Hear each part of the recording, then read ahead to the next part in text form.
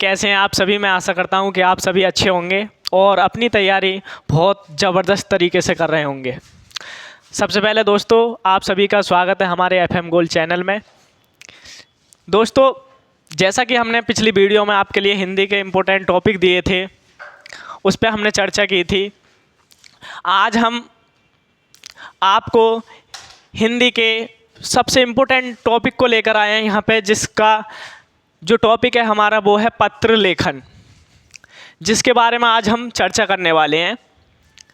ये हमारा 6 नंबर में पूछा जाता है और 2 यहाँ पे हमें देखने को मिलते हैं, एक अथवा में मिलता है। तो हम यहाँ पे 3 इम्पोर्टेंट पत्र देखने वाले हैं कि कौन कौन से हमारे बोर्ड परीक्षा में पूछे जाते हैं अक्सर। तो सबसे पहले हमारा जो भी इम्पोर्टेंट पत्र है, आज हम उसी के ऊपर आपके लिए एक वीडियो लेकर आए हैं, जिसमें हम आपको 3 इम्पोर्टेंट पत्र बताएंगे, जिन्हें आप अच्छे से तैयार करके बोर्ड परीक्षा में अच्छा स्कोर हासिल कर सकते हैं। तो हमारा आज का टॉपिक रहेगा पत्र लेखन।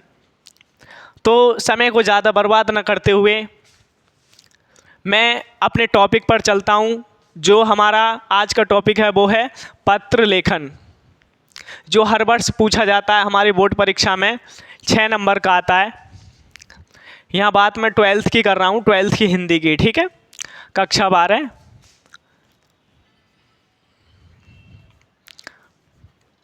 कक्षा 12 हिंदी।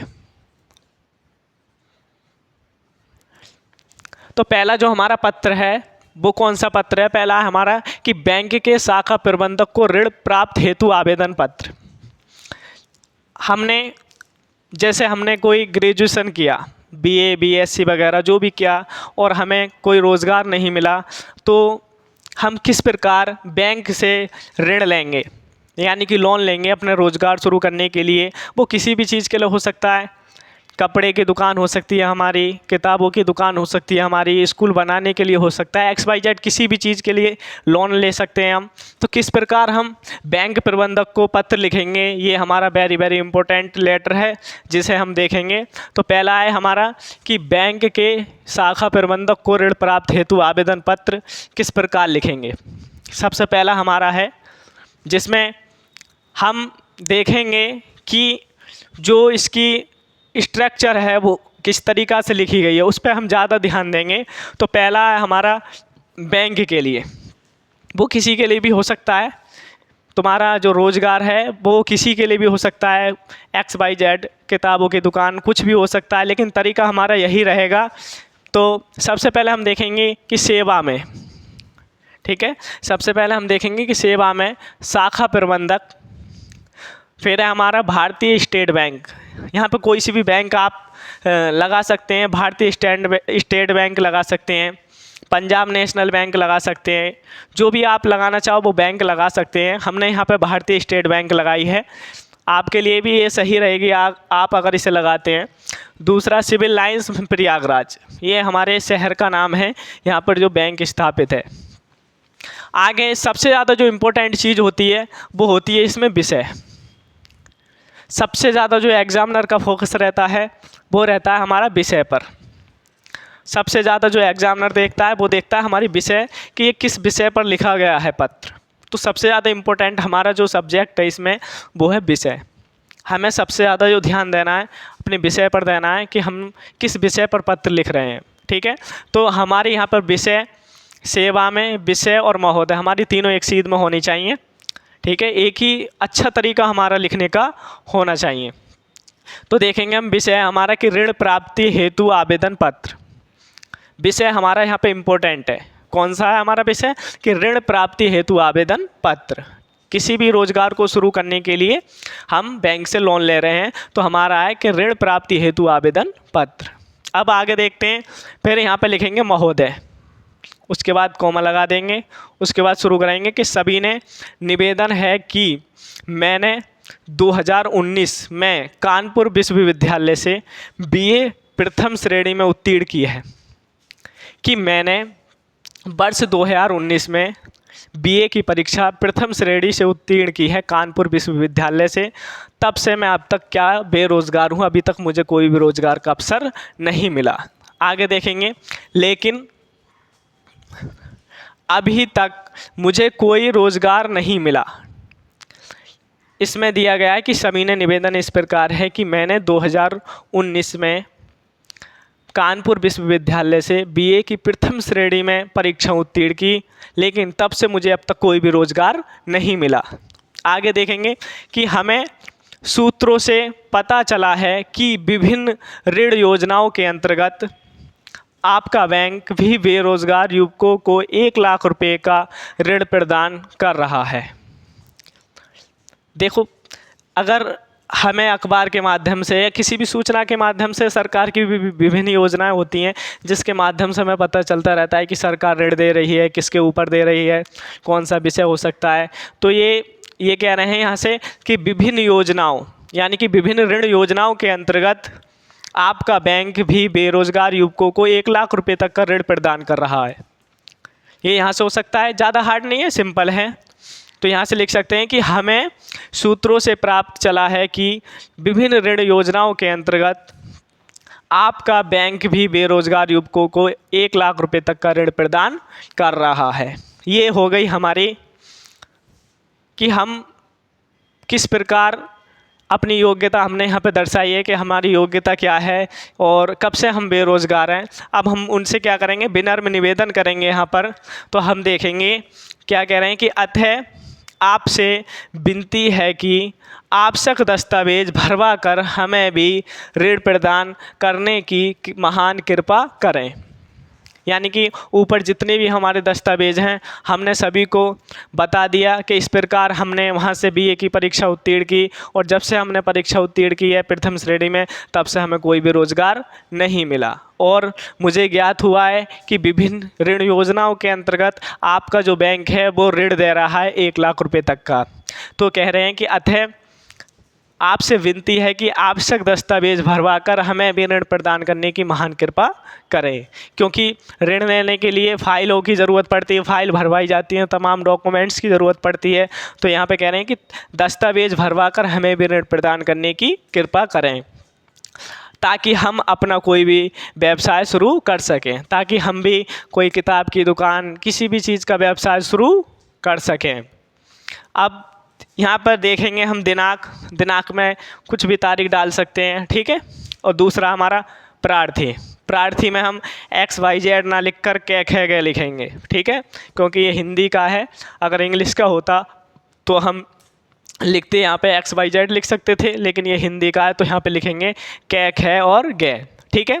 तो इस प्रकार ये हमारा हो गया बैंक के शाखा प्रबंधक को ऋण प्राप्त हेतु आवेदन पत्र, ठीक है। इम्पोर्टेंट है, वेरी वेरी इम्पोर्टेंट है, आपको अच्छे से तैयार करना है। और मैं आशा करता हूँ कि आपको समझ में आया होगा।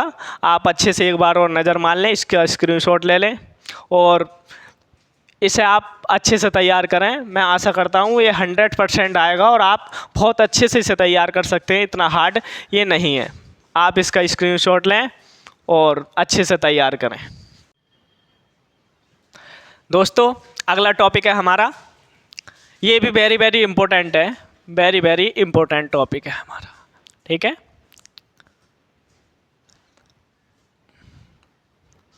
इम्पोर्टेंट टॉपिक है।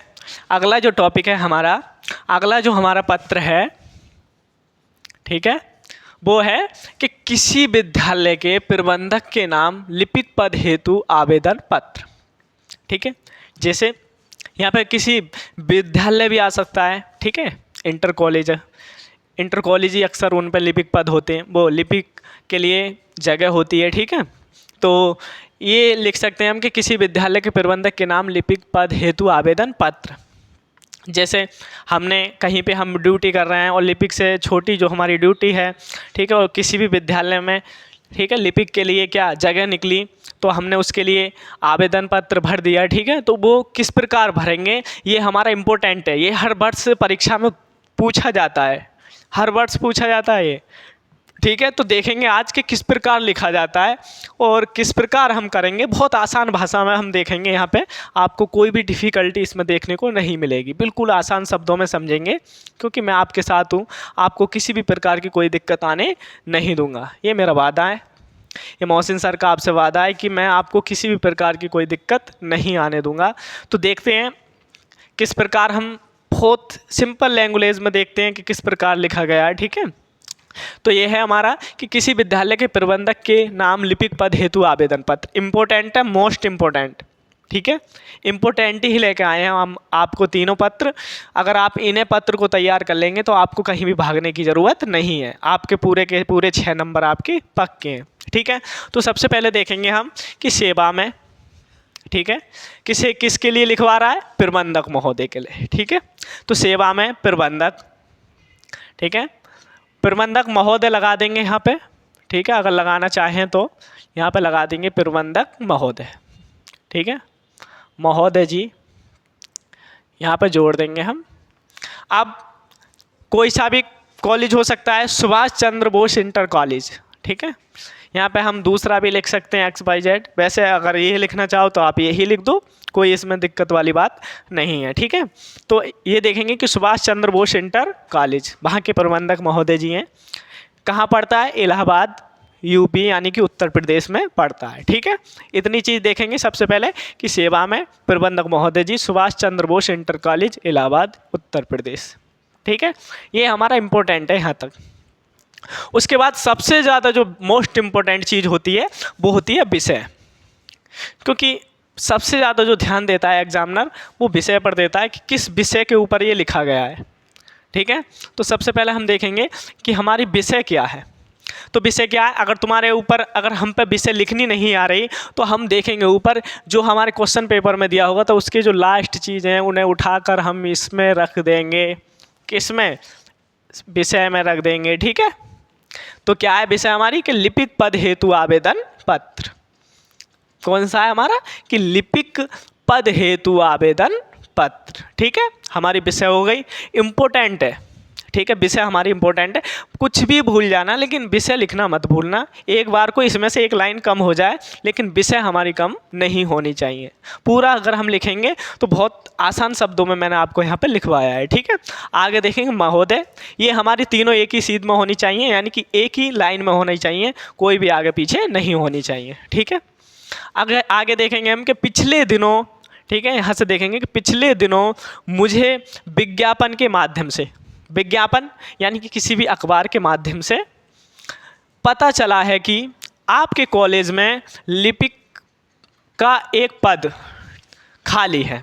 यानी कि महोदय, मुझे एक अखबार के द्वारा पता चला है या एक विज्ञापन के द्वारा पता चला है कि आपके विद्यालय में एक लिपिक पद खाली है, यानी कि लिपिक का जो पद है वो खाली है। ठीक है, इस प्रकार से देखेंगे, बहुत सिंपल भाषा में, ज़्यादा याद करने की आपको आवश्यकता नहीं पड़ेगी, जिसके लिए मैं पूरी तरह योग्य हूँ। आगे लिखेंगे कि मैं महोदय, जिसके लिए मैं पूर्ण रूप से क्या हूँ, योग्य हूँ, उसके लिए पूर्ण रूप से तैयार हूँ। मैं अपनी शैक्षिक योग्यताओं का विवरण नीचे दे रहा हूँ। मैं अपनी शैक्षिक योग्यताओं का विवरण नीचे दे रहा हूँ, यानी कि ये हमारी क्या हो गई, शैक्षिक योग्यताएं हो गई। क्या यहाँ पे देखेंगे परीक्षा, ये हो गई हमारे उत्तीर्ण वर्ष, श्रेणी और बोर्ड कौन सा है। ठीक है, ये हो गई हमारी तीनों। तो इसमें देखेंगे हाई स्कूल 2010 में किया था इन्होंने, प्रथम श्रेणी है, और कहाँ से, UP बोर्ड से किया है। ठीक है, यानी कि हाई स्कूल में प्रथम श्रेणी है, सन 2010 में इन्होंने किया है। दूसरा हमारा 12th जो 2012 में किया इन्होंने, ये भी प्रथम स्थान है और ये भी क्या, UP बोर्ड से है। ठीक है, अगली योग्यता है हमारी BA, इन्होंने 2015 में किया, प्रथम श्रेणी है, इलाहाबाद विश्वविद्यालय से किया इन्होंने। ठीक है, ये हो गई हमारी क्या, शैक्षिक योग्यताएं हो गई, क्योंकि इसमें इंपॉर्टेंट है, शैक्षिक योग्यता इंपॉर्टेंट है। अगर शैक्षिक योग्यता इंपॉर्टेंट होंगी तभी लिपिक के लिए लिया जाएगा। ठीक है, तो ये इंपॉर्टेंट है हमारी शैक्षिक योग्यताएं।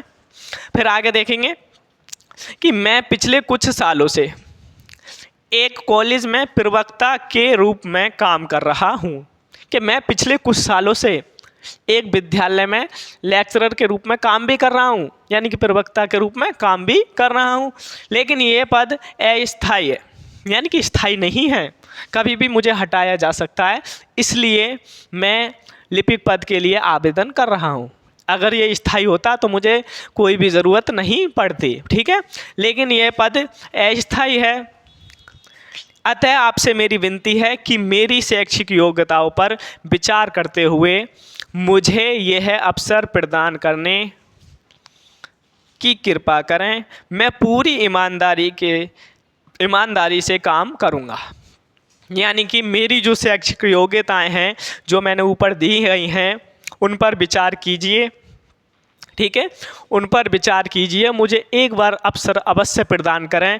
मैं आपको वादा करता हूं कि मैं पूरी ईमानदारी से इस पद पर काम करूंगा और आपको कभी भी शिकायत का मौका नहीं दूंगा, ठीक है। ये हो गया हमारा पत्र। तो नीचे हम लिख देंगे एक कोने में दिनांक और एक में भवदीय, इसमें लिख देंगे ए, व और से। ये हो गया हमारा। एक बार फिर से नज़र मार लेते हैं।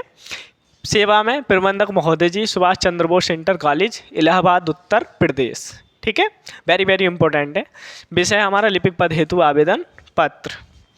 महोदय देखेंगे यहाँ से कि पिछले दिनों मुझे विज्ञापन के माध्यम से पता चला कि आपके कॉलेज में लिपिक का एक पद खाली है, जिसके लिए मैं पूरी तरह योग्य हूँ। मैं अपनी शैक्षिक योग्यताओं का विवरण नीचे दे रहा हूँ। ये हमारा विवरण है, ठीक है, इस प्रकार दे देंगे। और मैं पिछले कुछ सालों से एक कॉलेज में प्रवक्ता के रूप में काम कर रहा हूँ, लेकिन ये पद अस्थायी है। अतः आपसे मेरी विनती है कि मेरी शैक्षिक योग्यताओं पर विचार करते हुए मुझे एक अवसर प्रदान करने की कृपा करें। मैं पूरी ईमानदारी से काम करूंगा। और नीचे दिनांक डाल देंगे और भवदीय डाल देंगे, ठीक है। तो ये था दोस्तों हमारा लिपिक पद के लिए। वेरी वेरी इंपॉर्टेंट है हमारा पत्र, ठीक है। मैं आशा करता हूँ आपको समझ में आया होगा और बहुत सिंपल भाषा में मैंने यहाँ पर लिखवाने का प्रयास किया है ताकि आपको समझ में आए। आप इसका स्क्रीनशॉट ले लें और अच्छे से तैयार करके जाएं। तो अगला टॉपिक है हमारा दोस्तों, सबसे ज़्यादा अब तक मैंने जो दो पत्र बताए आपको, उन दोनों में से जो मोस्ट इम्पोर्टेंट है हमारा, ठीक है, जो सबसे ज़्यादा मोस्ट इम्पोर्टेंट हमारा जो लेटर है, मोस्ट इम्पोर्टेंट, ठीक है, तो वो है हमारा अपने मोहल्ले की सफाई हेतु नगर पालिका को एक पत्र, ठीक है।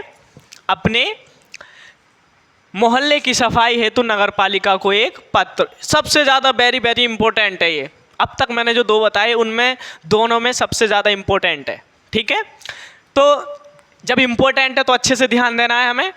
तो सबसे पहले देखेंगे कि सेवा में, ठीक है, अब यहाँ पे स्वास्थ्य अधिकारी आ सकता है, ठीक है, नगर पालिका अध्यक्ष आ सकता है, कोई भी आ सकता है, वो उसमें पूछ ले तो आराम से लिख सकते हैं। यहाँ पे नगर पालिका अध्यक्ष भी आ सकता है, स्वास्थ्य अधिकारी भी आ सकता है, ठीक है, और जिलाधिकारी वगैरह, जिसे भी आप लिखना चाहो, जैसे भी अगर उसमें पूछे हमारे बोर्ड एग्जाम में, उसी के हिसाब से हम यहाँ पे लिख देंगे। लेकिन हम आपको लेकर आए हैं स्वास्थ्य अधिकारी के लिए, ठीक है। तो देखेंगे कि सेवा में स्वास्थ्य अधिकारी, नगर निगम प्रयागराज उत्तर प्रदेश, ठीक है, नगर निगम प्रयागराज उत्तर प्रदेश। और फिर हमारा अगला है टॉपिक विषय। मैंने कहा ना कि विषय तो हमें भूलना ही नहीं है, सब कुछ भूल जाना, लेकिन मेरे भाई विषय आपको बिल्कुल नहीं भूलना है, ठीक है, इम्पोर्टेंट टॉपिक है विषय। तो विषय क्या है हमारा, मोहल्ले की सफाई हेतु नगर पालिका को एक पत्र, ठीक है, यही तो हमारा विषय, ठीक है। तो आगे देखेंगे महोदय, आगे देखेंगे महोदय, मैं इस पत्र के माध्यम से प्रयागराज नगर निगम के स्वास्थ्य अधिकारी का ध्यान अपने मोहल्ले में फैली गंदगी की ओर खींचना चाहता हूँ। ये कह रहा है कि मैं इस पत्र के माध्यम से प्रयागराज नगर निगम के स्वास्थ्य अधिकारी का ध्यान अपने मोहल्ले में व्याप्त गंदगी की ओर आकर्षित करना चाहता हूँ या खींचना चाहता हूँ। आपको यह जानकर आश्चर्य होगा कि हमारे क्षेत्र में कई दिनों से कोई सफाई कर्मचारी नहीं आ रहा है। आगे बोलेंगे कि आपको यह जानकर आश्चर्य होगा कि हमारे क्षेत्र में बीते कई दिनों से कोई भी सफाई कर्मचारी नहीं आ रहा है, जिसकी वजह से जगह जगह पर गंदगी व कूड़ा करकट का ढेर लग गया है। साफ सीधी बात है कि अगर सफाई कर्मी नहीं आएगा तो क्या होगा, जो गंदगी है वो चारों ओर व्याप्त हो जाएगी हमारे मोहल्ले में। ठीक है, तो क्या आगे लिखेंगे आगे कि जिसकी वजह से जगह जगह पर गंदगी व कूड़ा करकट का ढेर लग गया है। आगे सड़कों नालियों की सफाई ना होने के कारण मच्छरों का प्रकोप इस हद तक बढ़ गया है कि, ठीक है, प्रकोप इस हद तक बढ़ गया है कि दिन का चैन और रात की नींद हराम हो गई है। मेरे दोस्तों, अगर हमारे मोहल्ले में सफाई ना हो तो दो चीज़ें तो बहुत जल्दी बढ़ती हैं, एक तो मक्खी और मच्छर। और मच्छर तुमने देखा है कि सबसे ज़्यादा हिम्मत वाला जो चीज़ है वो मच्छर ही है। पहले तो हमें सचेत करता है तब जाके काटता है। ठीक है, तो जो मच्छर है उसने हमारे दिन की और रात की जो नींद है वो क्या हराम कर रखी है। ठीक है, गंदगी की वजह से। तथा चारों तरफ सड़कों पर गंदा पानी फैला हुआ है। जब नालियों की सफाई नहीं होगी तो चारों तरफ क्या है, पानी फैल जाएगा गंदा। अगर ऐसा ही चलता रहा तो जल्द ही पूरा मोहल्ला महामारी के चपेट में आ जाएगा। महामारी का मतलब होता है कि बहुत बड़ी बीमारी हमारे मोहल्ले में फैल जाएगी। अतः आपसे विनती है कि जल्द से जल्द ही सफाई की उचित व्यवस्था करवाएं। आपकी अति कृपा होगी कि जल्द से जल्द इस जो हमने परेशानी बताई है इसको सॉल्व करें। आपकी अति कृपा होगी। ठीक है, तो मैंने जो बताया उसमें आपको समझ में आया होगा। नीचे दिनांक और भवदीय कैक है, इसमें XYZ हमें नहीं लिखना है। ठीक है, तो दोस्तों मैंने आपको 3 पत्र बताए और आशा मेरी यही है आपसे कि आपको तीनों पत्र बहुत अच्छे से समझ में आए होंगे। ठीक है, 6 नंबर का टॉपिक मैं आपको आज लेकर आया हूँ जो मैंने फिनिश कर दिया। ठीक है, और बहुत अच्छे से आपको समझाने का प्रयास किया है, बहुत आसान शब्दों में, और मैं ये आशा करता हूँ कि आपको समझ आया होगा। दोस्तों मेहनत करते रहिए, क्योंकि बिना मेहनत के कुछ भी नहीं रखा। एक पंक्ति है, वक्त से लड़कर। दोस्तों मैं एक बात कहना चाहता हूँ कि वक्त से लड़कर जो नसीब बदल ले, कि वक्त से लड़कर जो नसीब बदल ले, इंसान वही जो अपनी तकदीर बदल ले। इंसान वही जो अपनी तकदीर बदल ले। कल क्या होगा ये मत सोचो, कि कल क्या होगा ये मत सोचो, क्या पता कल वक्त खुद अपनी तकदीर बदल ले। इसलिए कल के भरोसे मत बैठो, आज ही करो, जो भी करना है आज से करो, कल के भरोसे मत बैठो, क्या पता कल खुद अपनी तकदीर बदल ले। इसलिए जो भी है आपके पास, जैसा भी है उसी हालात में पढ़ते रहिए और अपना बेस्ट देते रहिए। मैं आशा करता हूं कि आपको ये पत्र अच्छे से समझ में आए होंगे और आप बोर्ड में पूरे का पूरा हिंदी का पेपर 95 नंबर का फोड़ कर आएंगे। जय हिंद, जय भारत।